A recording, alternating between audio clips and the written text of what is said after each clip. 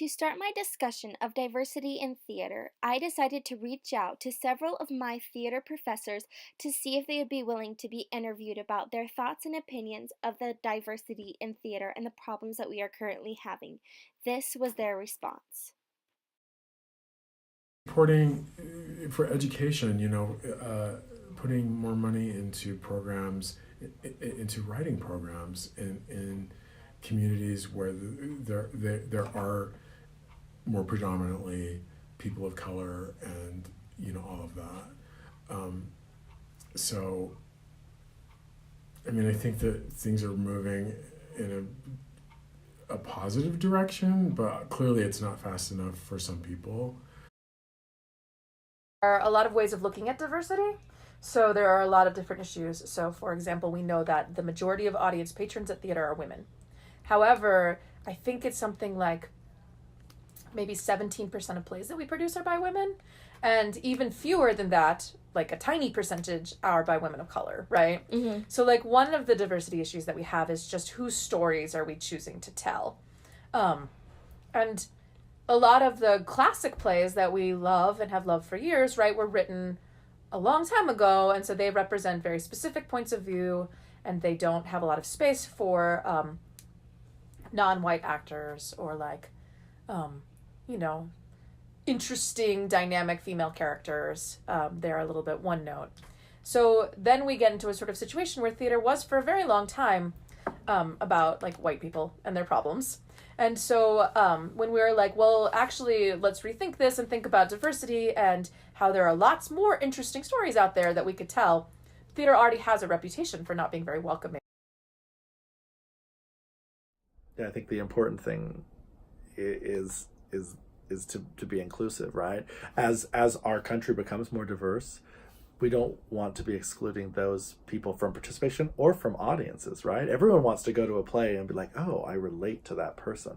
I can't imagine what it'd be like to go to all these plays and never see someone that, looks like you. And so I think in order to keep the art thriving, the more types of people we can put on stage, the more types of people can see themselves and can feel that, right? And also seeing people that look different than you gives empathy and helps us to understand and to be more passionate, compassionate to those people around us. Mm-hmm. Broadway has been making steps to add diversity to their shows, not only with the actors on stage, but the people backstage, such as producers, directors, choreographers, etc. The definition of diversity is 1. The state or fact of being diverse, difference, unlikeness, diversity of opinion. 2. Variety, multiformity. Changing Scenes, The Rise and Success of Diversity on Broadway states, the definition suggests that to achieve diversity, you have to accept the difference as a rule and not the exception.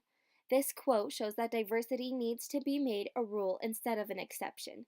Diversity needs to be on the forefront of casting and not set aside. Diversity in theater is not only pertains to the people of color, but to gender roles, sexuality, disabilities, etc. Broadway has been making steps to add diversity, but now they need to make it a rule. Broadway and off-Broadway numbers are considered together. Non-traditional casting rates have hovered steadily around 10% of all roles for years.